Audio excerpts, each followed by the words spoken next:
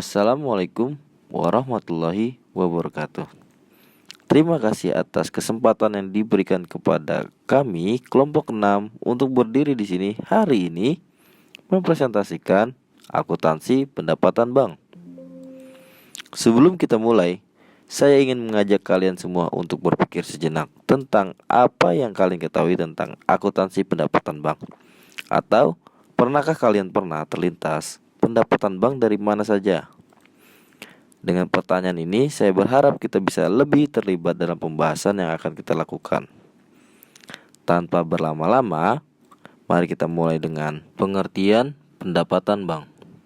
Di sini, pendapatan atau revenues adalah arus masuk bruto dari manfaat ekonomi yang timbul dari aktivitas normal bank selama suatu periode yang mengakibatkan kenaikan ekuitas dan tidak secara langsung berasal dari kontribusi penanam modal. Oke, slide selanjutnya yaitu ada jenis-jenis pendapatan bank.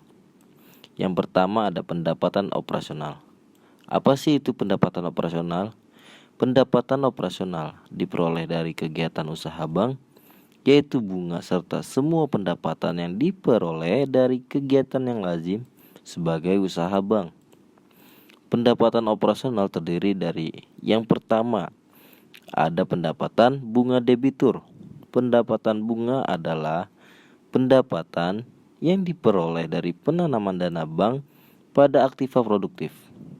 Pendapatan bunga dari aktiva produktif non-performing tidak diakui sebagai pendapatan periode berjalan sejak aktivitas tersebut dinyatakan non-performing. Dengan demikian, bank tidak perlu melakukan penyesuaian terhadap pendapatan bunga yang telah diakui sebelum aktiva produktif tersebut dinyatakan non-performing. Bunga dari aktiva non-performing yang tidak diakui sebagai pendapatan akan dicatat dalam rekening administratif karena merupakan peristiwa kontingensi. Oke, di sini sebagai contoh, apabila pendapatan bunga debitur performing selama bulan Juli dihitung sebesar 100 juta rupiah, sedangkan debitur non-performing sebesar 23 juta rupiah, akan dibukukan dengan ayat jurnal sebagai berikut. Pada akrual basis, debit pendapatan debitur yang masih harus diterima sebesar 100 juta rupiah. Lalu pada kredit pendapatan bunga debitur sebesar 100 juta rupiah. Pada saat menerima hasil bunga akan dibukukan dengan ayat jurnal berikut ini. Pada debit kas sebesar 100 juta rupiah. Lalu pada kredit bunga debitur yang masih harus terima sebesar 100 juta rupiah. Lalu pada aku debit rekening administrasi rupiah tunggakan bunga sebesar 23 juta rupiah. Kas basisnya pada saat menerima hasil bunga akan dibukukan dengan ayat jurnal berikut ini. Pada debit kas sebesar 23 juta rupiah, lalu pada kredit pendapatan bunga debitur sebesar 23 juta rupiah. Selanjutnya di sini ada pendapatan komisi dan provisi. Komisi adalah imbalan atau jasa perantara yang diterima atau dibayar atas suatu transaksi atau aktivitas yang mendasari. Komisi ini merupakan beban yang diperhitungkan kepada para nasabah bank yang mempergunakan jasa bank. Komisi juga lazimnya dibukukan langsung sebagai pendapatan pada saat bank menjual jasa kepada para nasabahnya. Provisi adalah imbalan yang diterima atau dibayar sehubungan dengan fasilitas yang diberikan atau diterima. Provisi kredit merupakan sumber pendapatan bank yang akan diterima dan diakui sebagai pendapatan pada saat kredit disetujui oleh bank. Biasanya, provisi kredit langsung dibayarkan oleh nasabah yang bersangkutan. Lalu di sini ada contohnya juga. Pada Bank A menyetujui kredit untuk PTB sebesar 200 juta rupiah selama jangka waktu 5 tahun. Provisi kredit ditetapkan sebesar 0,6% dari pagu kredit. Ayat jurnal untuk mencatat transaksi ini adalah sebagai berikut. Pada akun debit kas sebesar 1.200.000. Lalu pada akun kredit provisi kredit diterima dibuka sebesar 7.200.000. Di sini juga ada contoh lain. Bila Bank A membebankan komisi kepada nasabah giro atas jasa ATM yang dipergunakannya, sebesar 20.000. Transaksi ini tidak terikat dengan jangka waktu.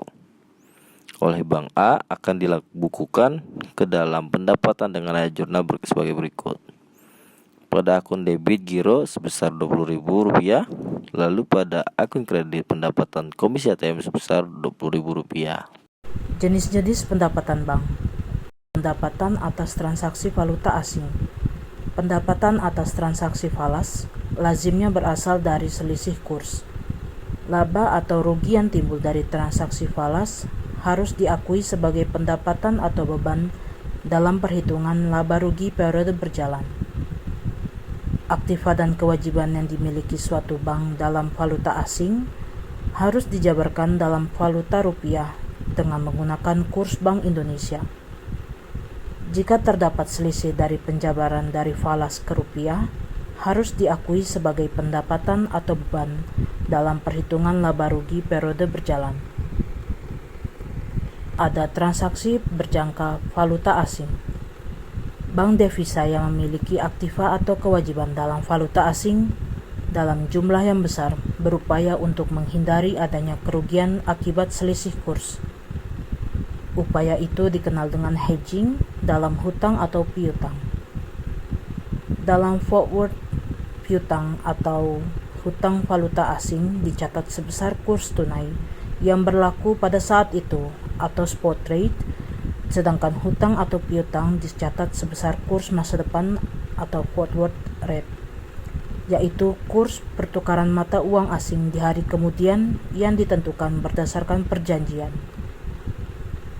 Selisih spot rate dan forward rate diakui sebagai laba atau rugi yang harus diamortisasi selama jangka waktu transaksi valuta berjangka. Swap suku bunga. Salah satu jenis hedging dan upaya untuk meraih keuntungan dalam mekanisme pasar uang adalah dengan melakukan gadai valuta asing atau dikenal dengan istilah swap. Jenis swap dibagi menjadi dua. Yang pertama, ada transaksi swap suku bunga dalam rangka pendanaan selisih antara suku bunga yang diperlukan original interest rate dengan suku bunga yang diperjanjikan contract interest rate, disajikan sebagai penambah atau pengurang beban dana dan diamortisasikan secara proporsional selama jangka waktu kontrak. Yang kedua, ada transaksi swap suku bunga dalam rangka trading selisih antara suku bunga yang dipertukarkan dengan suku bunga yang diperjanjikan, diakui sebagai laba atau rugi pada akhir masa kontrak. Ada pendapatan operasional lain. Selain pendapatan operasional, juga terdapat pendapatan non-operasional yang timbul bukan dari kegiatan utama bisnis bank. Contoh penerimaan dividen dari anak perusahaan atau penyertaan saham, laba rugi penjualan surat berharga, pasar modal, dan lainnya. Contoh, Bank Omega memiliki 100 lembar saham PT BBC sebesar 100.000 per lembar dan telah dibeli sebesar Rp9.800.000 untuk seluruh saham tersebut. Kemudian saham tersebut dijual sebesar Rp98.500 per lembar secara tunai. Jurnalnya kas pada keuntungan dari penjualan surat berharga pada surat berharga. Di akun debit ada kas sebesar Rp9.850.000. Di akun kredit ada keuntungan dari penjualan surat berharga sebesar Rp50.000 dan di akun kredit ada surat berharga sebesar Rp9.800.000. Keuntungan sebesar Rp50.000 harus disajikan dalam pendapatan operasional lainnya dalam laba rugi bank. Yang kedua, pendapatan non-operasional yang termasuk dalam kelompok pendapatan non-operasional dalam segala pendapatan yang berasal dari aktivitas di luar usaha utama bank. Contohnya adalah pendapatan dari penjualan aktiva tetap, penyewaan fasilitas gedung yang dimiliki oleh bank, dan lainnya. Pendapatan ini harus diakui sebagai pendapatan pada periode berjalan. Yang pertama, ada pendapatan dari penjualan aktiva tetap. Sebagai contoh, apabila Bank Omega memiliki sebuah mobil dengan harga perolehan sebesar 35 juta rupiah dan telah disusutkan sebesar 30 juta rupiah, dijual tunai seharga 7 juta rupiah, perhitungan keuntungan ini akan dibukukan dengan ayat jurnal sebagai berikut. Di akun debit ada kas sebesar 7 juta rupiah dan akumulasi penyusutan kendaraan 30 juta rupiah. Di akun kredit ada kendaraan sebesar 35 juta rupiah dan keuntungan dari penjualan aktiva sebesar 2 juta rupiah. Selanjutnya ada pengakuan pendapatan bank. Pengakuan pendapatan bank adalah pencatatan transaksi pendapatan dalam buku-buku laporan keuangan perbankan untuk nantinya akan dilihat oleh beberapa orang yang membutuhkan. Pengakuan adalah proses untuk secara formal mencatat atau memasukkan suatu pos dalam akun dan laporan keuangan entitas. Jadi, dapat dikatakan pengakuan pendapatan adalah proses untuk secara formal mencatat atau memasukkan jumlah pendapatan yang telah diakui dalam laporan keuangan. Pengukuran pendapatan. PSAK 23 menyebutkan bahwa pendapatan harus diukur dengan nilai wajar imbalan yang diterima atau yang dapat diterima. Jumlah pendapatan yang timbul dari suatu transaksi biasanya ditentukan oleh persetujuan antara perusahaan dan pembeli atau pemakai aktiva tersebut. Selanjutnya, kita akan membahas akuntansi biaya bank. Pengertian biaya bank. Biaya merupakan pengeluaran yang dilakukan oleh suatu perusahaan dalam rangka menciptakan atau memperoleh pendapatan. Diakui secara accrual basis apabila terdapat biaya dibayar di muka, maka harus dialokasikan ke rekening biaya secara proporsional. Biaya bank terdiri dari biaya operasional, biaya non-operasional, rugi luar biasa, koreksi masa lalu, dan pajak penghasilan. Selanjutnya, ada jenis-jenis biaya bank. Yang pertama, biaya operasional. Biaya operasional adalah biaya-biaya yang timbul dalam rangka kegiatan pokok perusahaan. Biaya operasional terdiri dari 1. Biaya bunga. Biaya ini paling besar porsinya terhadap biaya bank keseluruhan. Biaya ini harus diantisipasikan oleh bank pada penutupan tahun buku atau pada tanggal laporan. 2. Biaya valuta asing. Biaya dalam transaksi valuta asing biasanya muncul dari selisih kurs yang merugi. Munculnya kerugian selisih kurs baik dari transaksi spot forward maupun swap akan dibebankan ke dalam laporan laba rugi. Yang ketiga, biaya overhead. Dalam operasi bank sehari-hari diperlukan biaya untuk mengolah transaksi. Biaya ini berhubungan langsung dengan periode terjadinya, sehingga harus dicatat dan diakui sebagai beban periode berjalan. Contoh biaya overhead yaitu biaya gaji pegawai, tunjangan-tunjangan, biaya penyusutan aktiva tetap, biaya kegiatan kantor, dan lain-lain. Biaya overhead yang terjadi di bank memiliki ciri-ciri sebagai berikut. 1. Tidak dapat diidentifikasikan secara langsung dengan jasa yang dihasilkan karena biaya yang dikeluarkan untuk semua kegiatan bank. 2. Menjadi biaya pada periode terjadinya. 3. Tidak memberikan manfaat untuk masa yang akan datang.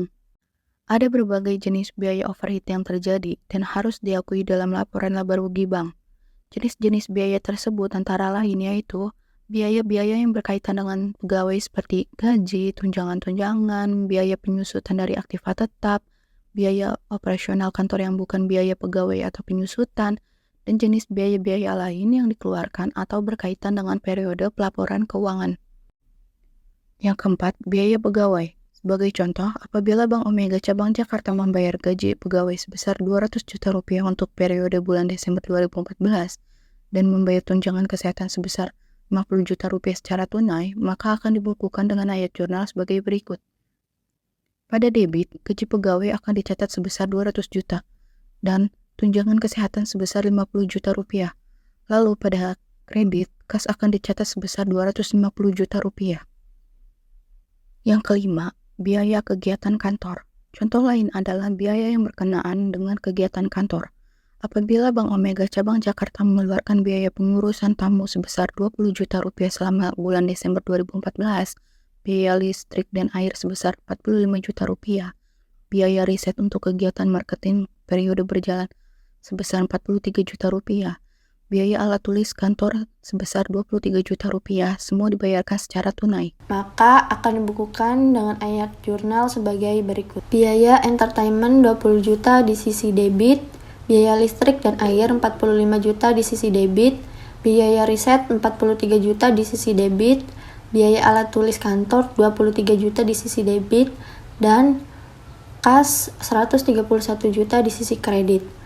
Khusus untuk biaya riset dapat ditangguhkan dan dialokasikan secara berkala apabila manfaatnya dirasakan lebih dan 1 tahun. Selanjutnya ada biaya penyusutan. Penyusutan merupakan alokasi biaya yang dibebankan ke dalam laporan laba rugi menurut kriteria atau berdasarkan waktu dengan beberapa pilihan atau metode penyusutan sebagai berikut. Yang pertama, ada metode garis lurus, di mana besarnya penyusutan dilakukan dengan jumlah yang sama setiap periode. Yang kedua, metode pembebanan yang menurun. Metode sum of the year digital method, di mana besarnya penyusutan akan menurun setiap periodenya dibanding dengan periode sebelumnya. Metode declining balance method, di mana besarnya penyusutan akan semakin kecil setiap periodenya dan tarif yang dipergunakan adalah 2 kali tarif semula. Untuk aktiva tetap tak berwujud umumnya diamortisasikan berdasarkan metode garis lurus dan penyusutannya langsung mengkredit rekening aktiva yang bersangkutan. Biaya non-operasional, yaitu biaya-biaya yang dikeluarkan yang tidak berkaitan dengan kegiatan utama bank, misalnya kerugian dari penjualan aktiva tetap. Sebagai contoh, apabila Bank Omega Cabang Jakarta menjual inventaris kantor secara lelang karena sudah habis umur ekonomisnya dengan harga 400.000 secara tunai, di mana harga perolehannya sebesar 3 juta dan telah habis disusutkan. Ayat jurnal untuk mencatat transaksi ini adalah sebagai berikut. Ada kas 400 di sisi debit, akumulasi penyusutan inventaris 3 juta di sisi debit, investor kantor 3 juta di sisi kredit, dan keuangan dari penjualan aktiva tetap 400 di sisi kredit. Selanjutnya ada pos luar biasa, yaitu biaya ini harus dipisahkan dari hasil usaha sehari-hari dan ditunjukkan secara terpisah dalam perhitungan laba rugi disertai pengungkapan atas sifat dan jumlahnya. Biaya luar biasa kejadiannya tidak normal dan tidak sering terjadi atau tidak terulang lagi di masa yang akan datang, misalnya peristiwa gempa bumi. Selanjutnya ada koreksi masa lalu, yaitu koreksi yang dilakukan terhadap laba rugi periode lalu, misalnya kesalahan perhitungan. Kelainan mencatat suatu transaksi harus tetap diungkapkan. Selanjutnya pajak penghasilan. Pajak penghasilan dihitung berdasarkan laba menurut akuntansi atau laba kena pajak atau taxable income untuk diperhitungkan dengan tarif pajak penghasilan. Selanjutnya ada pengakuan dan akuntansi biaya bank. Biaya diakui secara accrual basis, artinya selalu diakui dan dibebankan ke dalam perhitungan laba rugi saat jatuh waktu tanpa terlebih dahulu menunggu pembayaran. Pembayaran biaya di muka harus dialokasikan ke dalam rekening biaya secara proporsional. Pengakuan biaya bank mengacu pada proses pencatatan biaya dalam laporan keuangan bank pada periode tertentu. Proses ini didasarkan pada prinsip pengakuan biaya atau expenses recognition yang menyatakan bahwa biaya harus diakui pada periode yang sama dengan pendapatan terkait. Prinsip ini sejalan dengan prinsip pencocokan, yang merupakan salah satu komponen kunci dari prinsip akuntansi yang diterima secara umum. Demikianlah beberapa hal yang bisa kami sampaikan. Kurang dan lebihnya mohon dimaafkan. Wassalamualaikum warahmatullahi wabarakatuh.